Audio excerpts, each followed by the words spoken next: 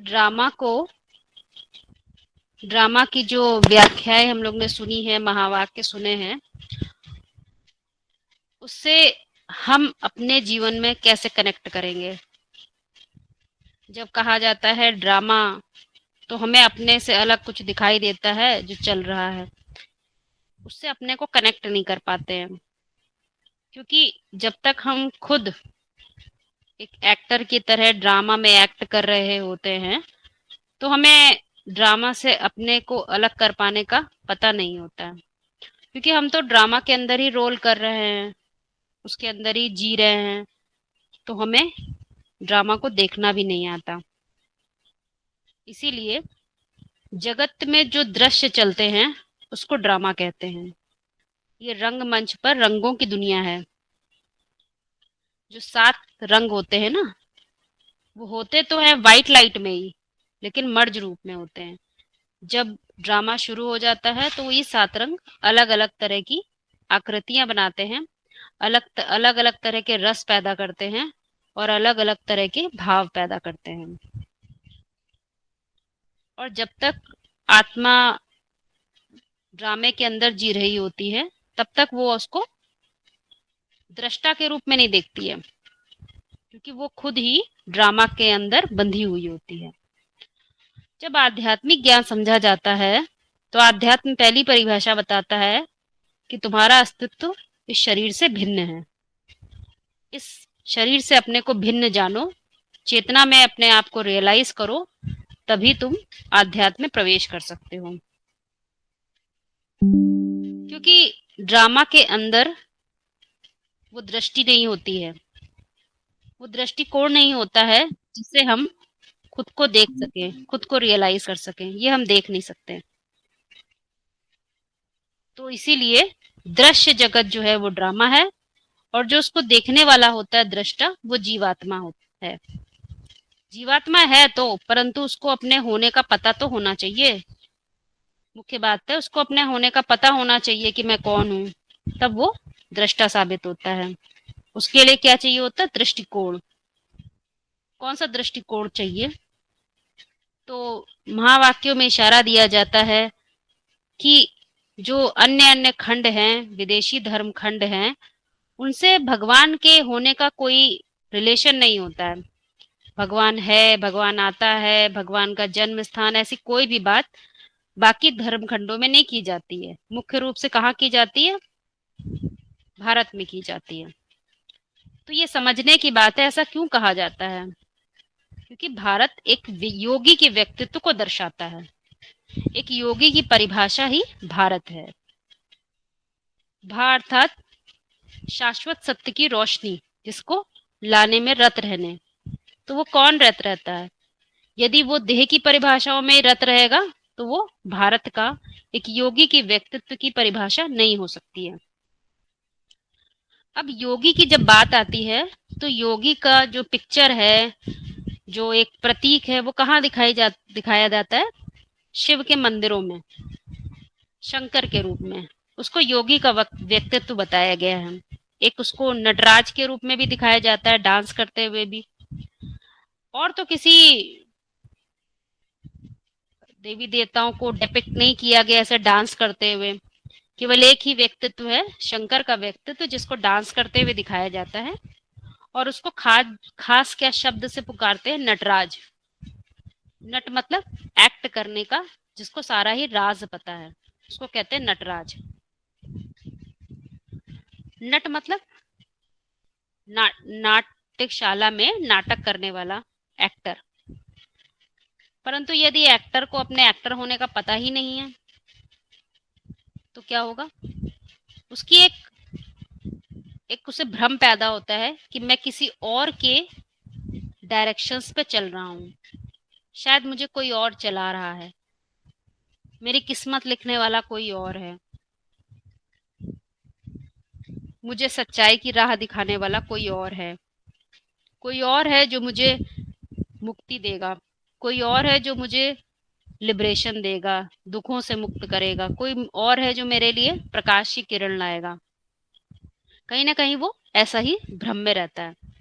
लेकिन जब असलियत मालूम चलती है कि वास्तव में हमारी चेतना के स्तर पर ही जो काम होते हैं, जो सोच होती है, जैसी समझ होती है, वही एक नाट्यशाला के रूप में हमारे सामने खड़ी हो जाती है, जिसमें हमें नाटक करने के लिए बाध्य होना पड़ता है।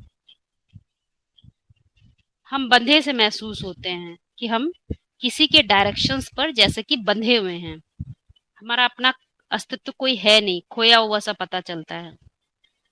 आध्यात्म में आने के बाद ये बात एहसास होने लग जाती है कि हम आत्मा वो अपना ही मित्र है और अपना ही शत्रु है, क्योंकि जब तक उसे अपने आत्मा होने का बोध नहीं होता तब तक कोई काम होता नहीं है, रियलाइजेशन नहीं शुरू होता है।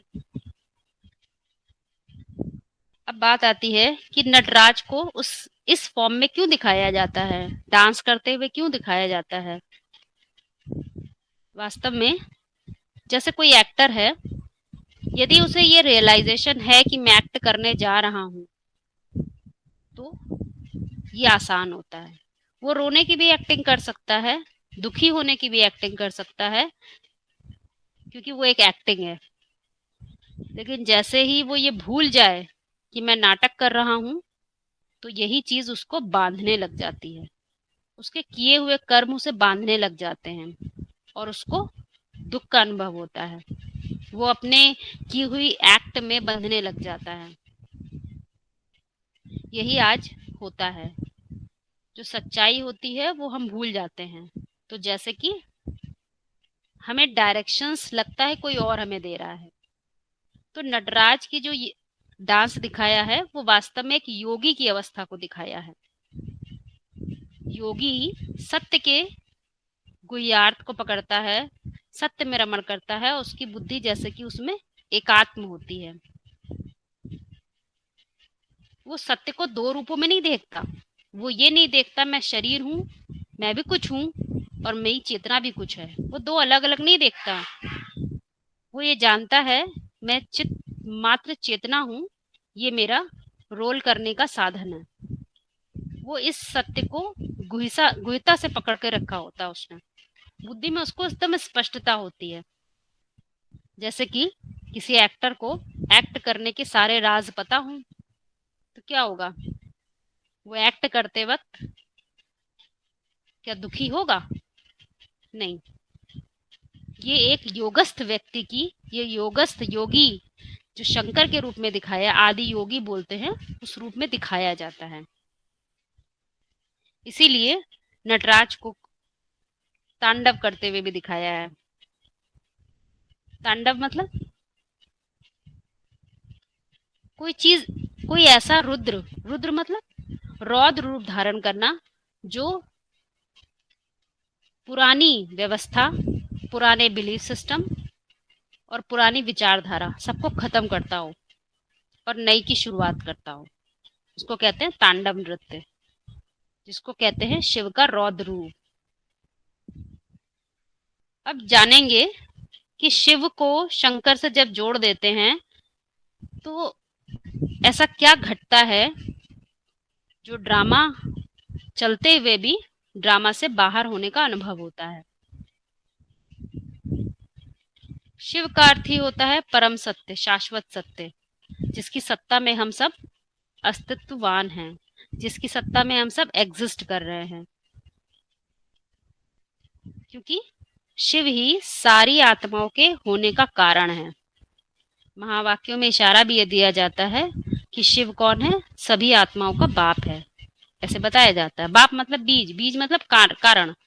सभी आत्माओं के एग्जिस्ट करने का, उनके होने का जो कारण है वो शिव है। शिव अर्थात परम सत्य, वो सत्य जो सबके लिए सदा ही सत्य है, कल्याणकारी है। वो सत्य ही उसका कारण है। एक एग्जाम्पल लेते हैं इस बात का, समझ में आएगा कि कैसे वो कारण है। वैसे तो अनेकों बात है, समझने के लिए हम एक उदाहरण से एक बात को समझेंगे।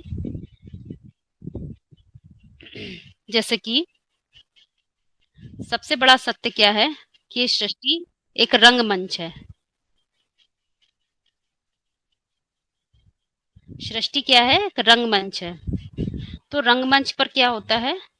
अलग अलग समय, स्थान और वायुमंडल के कारण कार्य होते हैं। बदलाव होते हैं। जैसे कि सृष्टि चलती है, एक समय का दौर गुजरता है। क्या क्या बदलता है? समय बदलता है, स्थान बदलता है और वायुमंडल बदलता है। तो युग बदलते हैं, जिसको हम सतयुग, त्रेता, द्वापर, कलयुग कहते हैं। युग बदल रहे हैं। अब हर युग में तो चेतना का स्तर होता है, लेकिन चेतना का स्तर अलग अलग होता है। तो जो ड्रामा में एक्ट होती है वो भी अलग अलग हो जाती है। सत्य के युग में जैसी एक्ट होगी वैसी त्रेता में नहीं होगी, वैसी द्वापर में नहीं होगी, वैसी कलयुग में नहीं होगी। तो ये क्या है? बदलाव हो रहा है। अब चूंकि सत्य है, क्या सत्य है कि ड्रामा कैसा होता है? अविनाशी, विनाश नहीं होता। ये एक सत्य है। अब इसके आधार पे बुद्धि को ये बात एक्सेप्ट कर लेनी चाहिए, समझ लेना चाहिए कि जो जो चारों अवस्थाएं हैं, चारों सीन हैं, वो ड्रामे के चलेंगे ही चलेंगे। ये रुक नहीं सकता। हमारे पास ऑप्शन एक होता है कि हम एक युग से दूसरे युग में ट्रांसफर हो जाएं। सिर्फ ये ऑप्शन है, बाकी कोई ऑप्शन नहीं है। दूसरा ऑप्शन है कि हमारा अस्तित्व समाप्त हो जाता है। तो हमने ये समझा कि शिव जो है परम सत्य है, तो परम सत्य के साथ साथ वो कल्याणकारी भी, अर्थात उससे जो भी सत्य सदा सत्य रहता है वो हमेशा हमारे लिए कल्याणकारी के रूप में काम करता है। ऐसा नहीं कि हमारे लिए कभी अकल्याण हो सके, बस हमें समझना होता है। और ये बहुत गहरी बात होती है, क्योंकि जो ज्ञान है वो एक बार में नहीं आता, वो धीमे धीमे रियलाइज करने पर आता है। तो जैसे हमने एक सत्य को जाना कि ड्रामा कल्याणकारी है, ड्रामा अविनाशी है, परंतु इस बात को कैसे अपने ऊपर अप्लाई करेंगे? जैसे कि उसको हम लगाएंगे हर जगह, उसको हर अप्लाई करते रहेंगे, तो वो जैसे कि अपने को एक्सेप्ट होता जाएगा। यहाँ तक सभी को क्लियर हो रहा है? नटराज की बात क्लियर हुई आप लोगों को?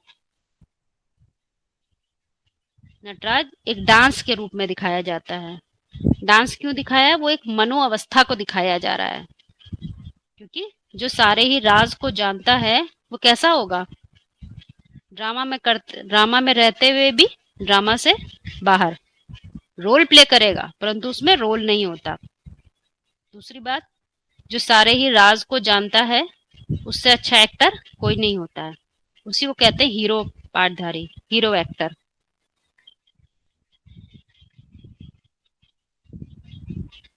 नटराज जो है, नाट्य जो है, नाटक जो भी प्रस्तुत होता है उसमें नटराज की खास बात क्या होती है कि इसमें जो रस होते हैं, ड्रामा में रस होते हैं। रस मतलब जैसे कि उसमें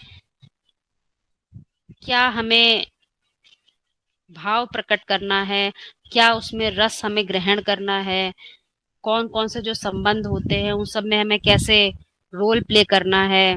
तो एग्जाम्पल ले रहे हैं आप लोग के सामने। तो उसमें क्या है, जो एक योगी होगा वो सभी रस में डूबता नहीं है। वो अपने लिए एक व्यवस्था बना लेता है कि मुझे रोल प्ले करते हुए भी उसका रसास्वादन नहीं करना है। क्योंकि जब भी कोई रस लेता है उसमें अटैचमेंट आ जाता है, मोह आ जाता है, कामना पैदा हो जाती है, तो फिर हम उसमें इन्वॉल्व हो जाते हैं।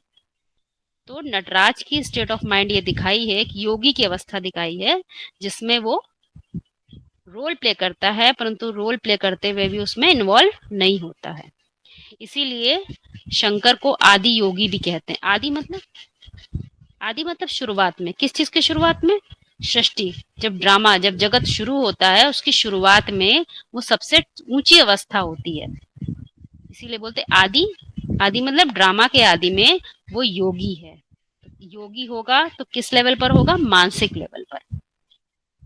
उसके परम सत्य से उसने कनेक्शन होगा उसका, उसी के आधार पर वो नटराज है, उसी के आधार पर वो। और क्या है? नटराज के साथ एक शब्द और आता है, स्वाति दी, वो जो डांस करते हैं उसको क्या बोलते हैं? नटवर। नटवर, हाँ, नटवर भी बोलते हैं। वर माना श्रेष्ठ, श्रेष्ठ हीरो से हीरो पाठधारी हो गया। तो इस तरह से जो नाम दिए जाते हैं शास्त्रों में, और कई जगह ये नाम दिखाए जाते हैं, बताए जाते हैं मंदिरों में, वो क्या चीज हमें बताते हैं? आदि योगी की कैसी मनो अवस्था है, कैसी स्टेट ऑफ माइंड है, वो समझाई जाती है। ड्रामा में एक चीज और आप लोग को समझाएंगे। जो योगी होता है वो जगत को अपनी चेतना के स्तर पर देखता है, अपनी चेतना के किस स्टेट ऑफ माइंड में मैं हूं वहीं से उसको उसको देखता है, ड्रामे के एग्जिस्टेंस को देखता है, ड्रामा को देखता है, ड्रामा को समझता है, बाहर नहीं देखता है। क्योंकि बाहर जो ड्रामा ये चल रहा है इतना बड़ा सा दिख रहा है हमको, वो अंदर का ही एक कॉपी है।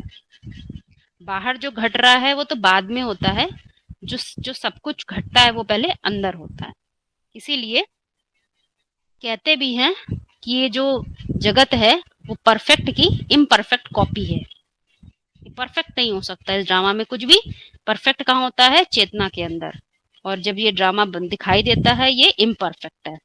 एक एग्जाम्पल ले लेते हैं। जैसे मान लीजिए किसी ने अपने चेतना में एक पिता की डेफिनेशन बना रखी है कि पिता हो तो परफेक्ट ऐसा होना चाहिए, अर्थात मुझे पिता का रोल प्ले करना है तो यही परफेक्ट डेफिनेशन के आधार पे मैं प्ले करूंगा। एक एग्जाम्पल ले रहे हैं हम यहाँ पर। तो वो परफेक्ट डेफिनेशन तो बनाता है, लेकिन जब वो रोल प्ले करता है तो वो परफेक्शन की इम्परफेक्ट कॉपी हो जाएगी। क्योंकि डेफिनेशंस, परफेक्ट डेफिनेशंस अंदर होती हैं लेकिन बाहर कुछ न कुछ परसेंटेज में ही सही गिरावट हो जाती है। इसीलिए महावाक्य में बोला जाता है जब नाटक शुरू होता है तो कुछ न कुछ परसेंटेज में ही सही कला गिरती हुई जाती है, चढ़ती नहीं है। चढ़ती कब है? चढ़ती केवल तभी हो सकती है जब पुरुषार्थ करने वाले पुरुषार्थी को ये मालूम चल जाता है कि मैं इस जो ड्रामा है इससे अलग चेतना के स्तर पर मैं अस्तित्ववान हूँ, मैं एग्जिस्ट करता हूँ और मैं अपने चेतना को ऊंचा उठा सकता हूँ। और चेतना के को ऊंचा उठाने से मैं इस ड्रामे के का साक्षी दृष्टा हो सकता हूँ, मैं इसको देख सकता हूँ बिना इसमें इन्वॉल्व हुए, बिना इसका रसास्वादन करते हुए।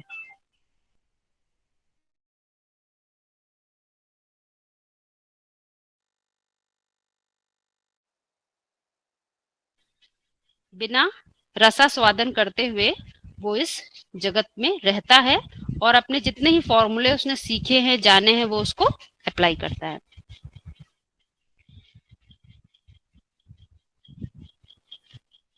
इसीलिए महावाक्यों में एक बात बोली जाती है कि ड्रामा को जानना है, समझना है। क्यों जानना समझना है? क्योंकि ड्रामा किस विधि से, किस विधान के आधार पर कार्य करता है, यदि हम इस बात को समझ जाते हैं तो वो ऐसे खिलाड़ी हो जाते हैं जो खिलाड़ी अपने खेल के सारे ही नियमों को जानता है, विधिवत सारे ही नियमों को जानता है। तो जब वो प्ले करता है तो उसमें वो हारने और जीतने के लिए नहीं खेलता। किस लिए खेलता है? आनंद में रहने के लिए। खेल को खेल की तरह जीता है। तो वो चाहे वो हारे या जीते, हर बार वो एंजॉय करता है, क्योंकि वो जानता है ये खेल है। हार जीत को उतनी ही इम्पोर्टेंस जितना देता है जितना कि देनी चाहिए। हार जीत से अपने अस्तित्व को नहीं जोड़ लेता। तो ऐसा जो खिलाड़ी होगा वो सतो प्रधान अवस्था हो, चाहे सततो सामान्य अवस्था हो, चाहे रजो प्रधान अवस्था हो, चाहे तमो प्रधान अवस्था आ जाए, फिर भी उसकी मानसिक अवस्था, जो उसके अंदर कॉन्फिडेंस होता है, सेल्फ रियलाइजेशन की बात होती है, ये सब उसका जिसको कहते हैं आत्मबल, वो गिरता नहीं है, वो चकनाचूर नहीं होता। अंतिम जन्म में भी उसका वो आत्मबल कहीं ना कहीं काम करता है, क्योंकि उसने ड्रामे की सही परिभाषा को पकड़ा होता है। इसीलिए हमें जो ये नाटकशाला है, जो ये ड्रामा है, इसके भी सारे राज को समझना है, कैसे किस विधि से ये ड्रामा चलता है। क्योंकि ये अविनाशी है, ये निरंतर चलता ही रहेगा। तो हमें ऐसी समझ पैदा करनी है कि जन्म जन्मांतर हम ड्रामे में हीरो पार्ट के रूप में एग्जिस्ट करते रहें, हमारा एग्जिस्टेंस खत्म ना हो। वो कब खत्म नहीं होगा? जब हम शाश्वत सत्य की सत्ता में जीना सीख जाएंगे। उस ईश्वरी सत्ता की अनुकंपा बनी रहेगी, अर्थात उसके जितने भी नियम हैं, विधि विधान हैं, उनको जान जाएंगे तो उसी विधान पर हम चलते रहेंगे। तो यहाँ पर एग्जिस्टेंस खत्म नहीं होता। ये बहुत समझने की बात है।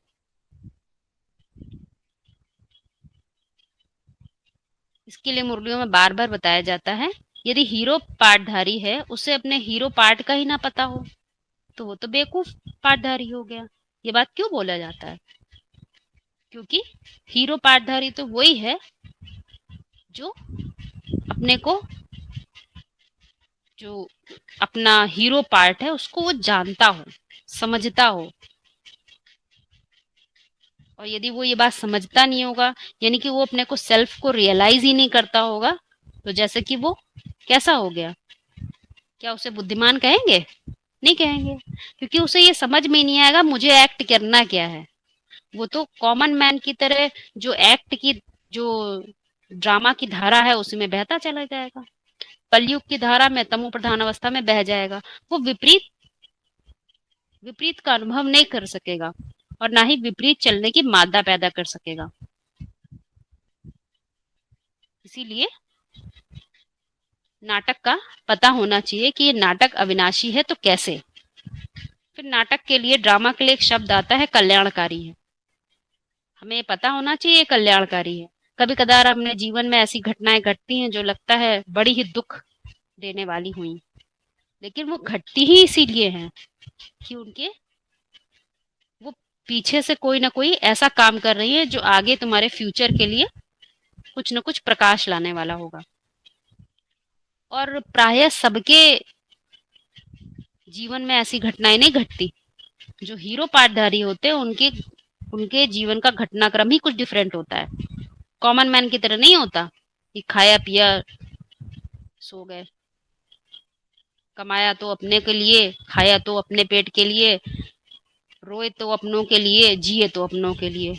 ये उनके लाइफ का पैटर्न नहीं होता। कहीं ना कहीं यदि वो ऐसा जीते हैं तो वो जी नहीं पाते आराम से, क्योंकि उनका वो आत्मा, मतलब उनके होने का जो अस्तित्व है, उनके होने का जो कारण है, वो कॉमन मैन की तरह नहीं होता है। एक बाद में उन्हें मालूम चलता, अरे हीरो पार्टधारी कॉमन मैन की तरह जी नहीं सकता है। बाद में उन्हें रियलाइज होता है जब वो आध्यात्म में प्रवेश करते हैं, कि जब उन्हें आत्मा का बोध होता है तब उन्हें समझ में आता है कि हीरो पार्टधारी की एक्ट कैसी होती है।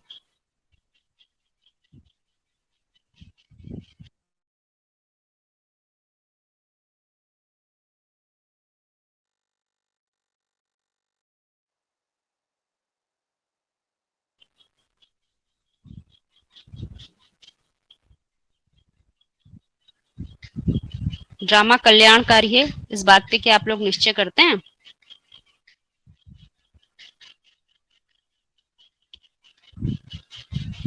इस बात पे आप लोगों को निश्चय ना हो तो महावाक्यों को निकालिए, समझिए, है ना? बहुत जरूरी है ये पॉइंट।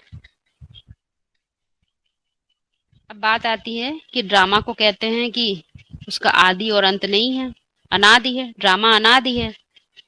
कैसे इस बात पर निश्चय करा जाए कि ड्रामा अनादि है? अनादि मतलब, अनादि मतलब कंटिन्यूस चलता ही रहा है। हाँ, चलता रहता है।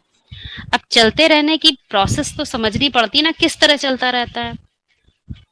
तो चाहे शास्त्र हो, चाहे पुराने पुराने मंदिर हैं, उसमें षष्ठी को चक्र के रूप में दिखाया गया है। वो एक चक्री साइक्लिक प्रोसेस को फॉलो कर रहा है षष्ठी। जो चीज सूक्ष्म में होती है वही चीज धीमे धीमे बड़े रूप में भी घटती ही घटती है। इसीलिए जो अणु रूप में है वही बाद में कृति के रूप में बाहर दिखाई देती है। ऐसे ही नहीं कोई चीज अपने आप बन जाती है। दुनिया से एग्जाम्पल ले लेते हैं।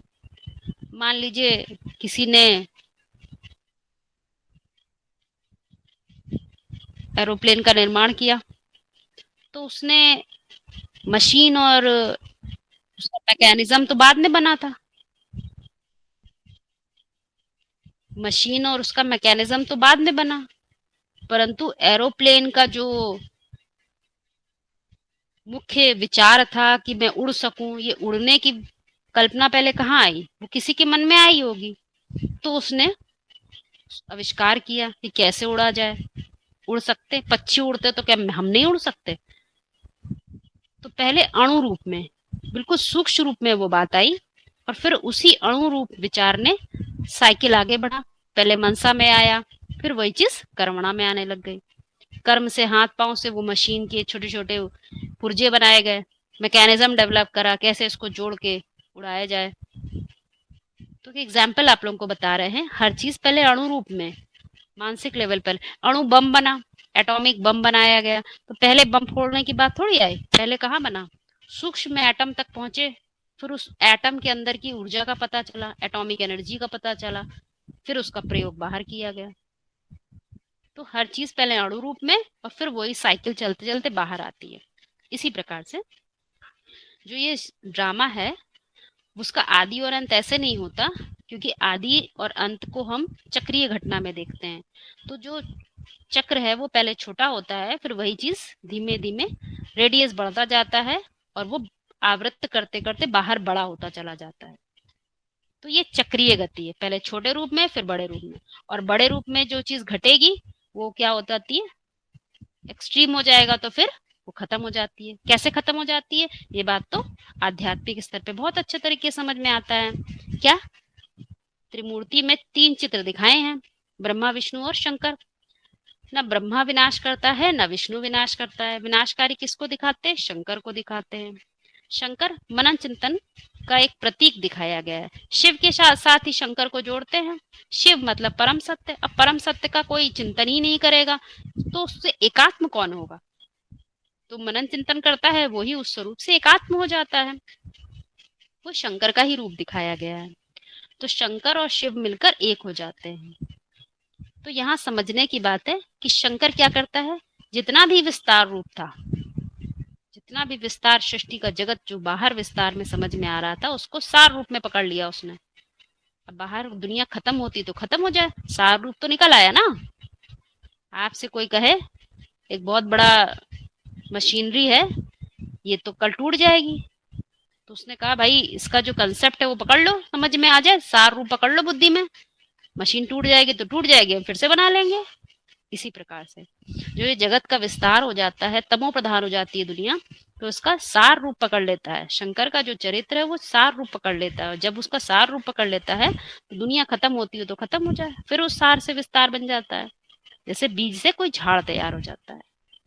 इसीलिए शंकर को बीज रूप अवस्था में भी दिखाया जाता है। उसकी जो एकाग्र चित्त अवस्था है उसको बीज रूप अवस्था कहते हैं, जैसे कि वो एकदम एकात्म हो गया शिव के साथ। इस तरह से ये अनादि नाटक है, आदि और अंत जो है इसका चलता रहता है। ये नहीं कहेंगे आज आदि हुई कल नहीं, क्योंकि जो समय की परिभाषा है, डेट की परिभाषा है, इसको हम देह के भान में ये सब बातें होती हैं, पर कॉन्शियसनेस लेवल पे डेट नहीं होती कभी भी।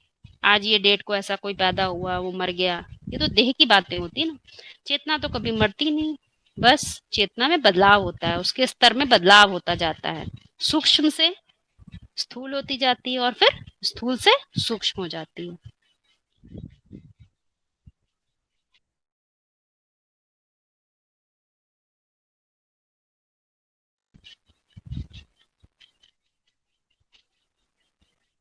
ये कैसे पता चले कि चेतना में बदलाव सूक्ष्म रूप में हो रहा है,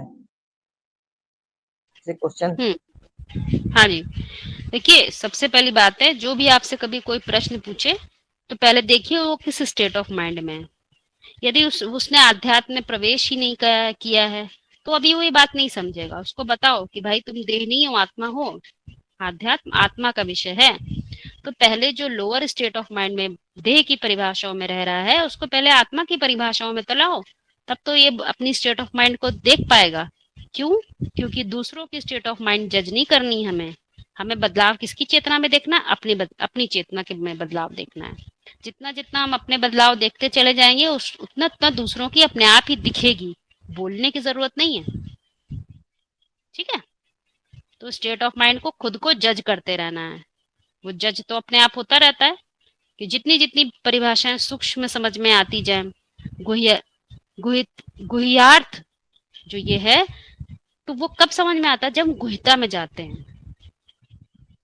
मुरली में बोलते हैं ना, गुह्याद गुह्यतरम ज्ञानम, जितने भी गुह्य थे गुह्य रहस्य वो मालूम चलते, उससे ज्यादा सूक्ष्म कोई चीज जानने के लिए ना रह जाए। जब मैं वो जान जाता हूँ, जिसके बाद जानने के लिए कुछ नहीं रह जाता है, वही सबसे सूक्ष्मतम ज्ञान है।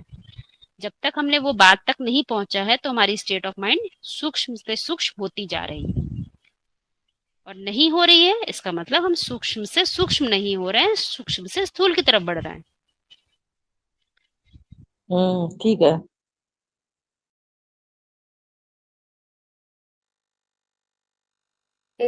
ड्रामा के बारे में अभी जैसे बताया गया कि वो साइक्लिक प्रोसेस है, यानी कि चक्रीय घटना है। तो चक्र और सर्किल में, चक्र और गोला मतलब वृत्त कह लें, सर्किल कह लें, उसमें अंतर आप लोग को मालूम है? क्या अंतर होता है? किसी को मालूम है? चक्र में और साइकिल में, गोले में, मतलब क्या अंतर होता है? जो वृत्त होता है, गोला, सर्किल जो होता है, वो जिस बिंदु से शुरू हुआ, पूरा सर्किल बनाया और फिर उसी बिंदु पर खत्म हो जाता है, तो माने आदि और अंत हो जाता है उसका। लेकिन जो चक्र होता है, इसीलिए स्वदर्शन चक्र कहा है, स्वदर्शन वृत्त नहीं कहा, स्वदर्शन चक्र। माने स्व का जब दर्शन चलता है, चक्र चलता है, तो वो ड्रामा की बात बताई गई, ड्रामा के लिए ही कहा गया है स्वदर्शन चक्र फिराना, कि ड्रामा को देखने की बात है। तो वो चक्रीय घटना है। तो चक्र में क्या अंतर है? वो चक्र जो है साइक्लिक प्रोसेस है। साइक्लिक प्रोसेस माने वर्तुल कहा जाता है। जैसे शंख होता है, आप लोगों ने शंख देखा होगा, जो शंख में स्पाइरल रीति से छोटे से बड़ा होता जा रहा है, नीचे से अगर ऊपर चल रहे हैं तो छोटे से बड़ा होता जा रहा है, ऐसे ऐसे करके गोल सर्किल एक दूसरे से छोटे से बड़ा हो जा रहा है। तो माना कि चक्र में अपने से बड़ा होने की संभावना होती है, ऊंचा उठने की संभावना होती है, तो इसलिए चक्र कहा है। तो ये चक्र कहाँ की बात है? शूटिंग पीरियड की। शूटिंग पीरियड में ही ये संभावना होती है कि पहले वाली स्थिति से हम ऊंचा उठ सकें, नीचे से ऊपर जाने की संभावना है। गोले में नहीं होती है, उसमें आगे बढ़ने की, ऊंचाई उठने की संभावना नहीं दिखती है। मतलब जब हम ब्रॉड ड्रामा के अंदर रोल में इन्वॉल्व हो जाते हैं, तो फिर जैसे कि एक तब व्रत में आ गए जैसे समझ लो, तो इसलिए ऊपर उठने की संभावना नहीं होती है, क्योंकि रोल में बंध गए। और जो चक्र की बात है वो रोल के बाहर की बात है, मतलब शूटिंग पीरियड की बात है, ये रोल में बंधायमान नहीं है। तब क्या है हमारे लिए ड्रामा? साइक्लिक प्रोसेस है। तो वर्तुल बन रहा है, शंखाकार, नीचे से ऊपर उठ रहे हैं, नीची स्थिति से ऊंची स्थिति में जाने की संभावना है। तो जो ड्रामा के अंदर और शूटिंग पीरियड में एक खास अंतर एक और भी है। अगर हम ड्रामा के अंदर हैं, इन्वॉल्व हैं, ड्रामा के अंदर रोल में इन्वॉल्व हैं, तो क्या होता है? समय, स्थान और वायुमंडल कार्य कर रहे होते हैं, और स्थिति कैसी हो जाती है? नीची हो जाती है, क्योंकि अपनी स्मृति भूल गए हैं। एक्टर को अपनी स्मृति, ओरिजिनल स्मृति नहीं मालूम है, याद नहीं है, रोल में इन्वॉल्व हो गया। तो क्या है, स्थिति ड्रामा के अंदर समय, स्थान और वायुमंडल कार्य करने लगते हैं, स्थिति गिर गई। लेकिन जब हम स्मृति स्वरूप बन जाते हैं, किस चीज की स्मृति? अब वो कॉन्शियसनेस जागृत हो जाती है कि हम देह नहीं है, मन बुद्धि की पावर है, आत्मा है, मन बुद्धि की शक्ति है। तो रोल में इन्वॉल्व नहीं होते, फिर ड्रामा से जैसे कि बाहर आ गए, शूटिंग पीरियड में आ गए। आत्मा समझेंगे तभी शूटिंग पीरियड में आएंगे। और जो शूटिंग पीरियड में आ जाता है तो उसके लिए स्थिति मुख्य हो जाती है, समय, स्थान और वायुमंडल उसके लिए जड़ हो जाता है। ये अंतर है खास, क्योंकि ड्रामा के अंदर तो प्रकृति का खेल चलता है, और ड्रामा के बाहर अगर हम आ गए शूटिंग पीरियड में, तो पुरुष प्रधान होता है, वो पुरुषार्थ है ड्रामा के बाहर। तो ये बहुत बड़ा अंतर हो जाता है ड्रामा के अंदर होने में और बाहर। ड्रामा के अंदर हम बंधन में आ गए, माने गोल सर्किल में आ गए, और ड्रामा के बाहर है तो चक्रीय घटना है, चक्र में चक्र चल रहा है ड्रामा के अंदर। ड्रामा के बाहर अगर हम हैं शूटिंग पीरियड में, माने आत्मा समझा हुआ है, तो हमारे लिए साइक्लिक प्रोसेस है, यानी कि चक्र के आधार पर ऊंचा उठने की संभावना है। रोल में इन्वॉल्व नहीं है, तब हम रोल को देखने वाले हैं। तो इस आधार पे ड्रामा को और समझ सकते हैं।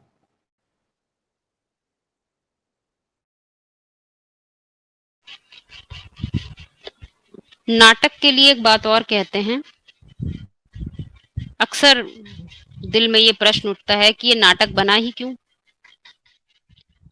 दुनिया में गीत भी बना दिए, दुनिया बनाने वाले तेरे मन में क्या समाई, नहीं जानते कि मन में क्या समा गई, सो ये ड्रामा खड़ा हो गया। तो ये जब तक हम ड्रामा को बाहर जगत के रूप में, विस्तार के रूप में देखते रहेंगे तो बात समझ में नहीं आएगी। इसके पीछे एक बात समझनी होगी, महावाक्यों में इशारा भी दिया गया है, अणु अणु एक चक्र को फॉलो कर रहा है, चक्रीय गति से चल रहा है, जहां से चला वो वहीं आ जाएगा, ऐसे बताई जाता है। तो दो बातें हैं, एक है चेतना के जगत में जो घटनाएं घटती हैं, और एक है जो स्थूल रूप में जो चीजें हैं, बनती हैं, बिगड़ती हैं। मान लीजिए बीज से पेड़ निकला, पेड़ से लकड़ी निकली, लकड़ी जल गई, कार्बन बन गया, ऑक्साइड, कार्बन डाइऑक्साइड बन गया। इस तरह से एक प्रोसेस है, वो फिर बना, फिर उससे बीज ने बना, बीज से फिर झाड़ बना, है ना। तो हर चीज बदलती रहती है, तो जो जो चीज होती है वही फिर बन जाती है वापस आकर। इस तरह हम कहीं पर भी देखेंगे, लोहा है, लोहा मेटल तो पाया ही जाता है प्रकृति में, वो भी कुछ बना, फिर आखिरी में आकर वो फिर अपने मूल रूप में आ जाता है। अब बात आती है चेतना के जगत में भी कैसे ये काम होता है, क्योंकि जो बाहर के अणु हैं, नेचर के अणु हैं, वो प्रकृति के, नेचर के नियमों को फॉलो कर रहे होते हैं, लेकिन जो जीवात्माएं हैं वो ईश्वरी नियमों को फॉलो करती हैं। ईश मतलब शासनकर्ता, वर मतलब श्रेष्ठ। जो श्रेष्ठतम शासन करने का विधान है उसके अंदर हम सब एग्जिस्ट करते हैं, हमारी चेतना एग्जिस्ट करती है, हमारी चेतना उस पैटर्न को फॉलो करती है, उससे हम बाहर नहीं आ सकते। जैसे कि कोई कहे, जैसे बीज है, बीज को किसी ने ट्रेनिंग तो दी नहीं है कि भाई तुम इस पर्टिकुलर स्थान वायुमंडल में तुम धरती फाड़ के बाहर निकल आना, वो आ जाता है। किसी ने ट्रेनिंग नहीं दी, वो आ जाता है। इसी प्रकार से जीवात्माओं का भी है। जीवात्मा को सृष्टि रूपी रंगमंच पर जब पर्टिकुलर स्थान समय वायुमंडल मिलता है तो वो शरीर के द्वारा काम करने लग जाती है, मतलब वो रंगमंच पर जैसे कि प्रस्तुत हो गई। उसमें अपने प्रकार की पात्रता है, उसी पात्रता के अनुसार उस कार्य करने लगेगी, क्योंकि सभी की बुद्धि एक जैसी तो है नहीं, सभी बुद्धि रूपी पात्र अलग अलग हैं। तो जैसे कि एक नाटक खड़ा हो जाता है, दिखता है एक नाटक चल रहा है। अब कभी कभी लगता है हमारे साथ ये दुख या सुख होने का कारण कौन है, तो कभी कभी हम पर्सोनाफाई कर लेते हैं, कुछ बना लेते हैं, या किसी ने किया ये हमारे साथ, कोई करने वाला कोई दूसरा है, हम तो उंगलियों पे नाच रहे हैं, ऐसा समझ लेते हैं। परंतु ऐसा नहीं है। यहाँ पर समझने की बात है कि किसी और के मन में कुछ नहीं समाता जो ये ड्रामा खड़ा हो जाता है। ये हमें खुद ही विचार करना है कि हमारे मन में क्या समा गया जो ये ड्रामा खड़ा कर दिया, क्योंकि आत्मा अपना ही शत्रु है, अपना ही मित्र है। इसीलिए बार बार सावधानी भी दी जाती है। ज्ञान में आने के बाद जो भी हम समझते हैं और समझते हुए भी फिर भी कुछ गलत करते रहते हैं तो ज्यादा पाप लग जाता है। पाप लगना अर्थात उसका खामियाजा ज्यादा भुगतना पड़ता है, क्योंकि इतनी समझ मिल गए, तुम अब 10वीं मंजिल पे बैठ गए, फिर भी तुम देख 5वीं मंजिल के आधार पे ही रहे हो, तो क्या कहेंगे? मन में तुम्हारे क्या समाया है? जो समाया है वही दुख और सुख का कारण बन जाता है।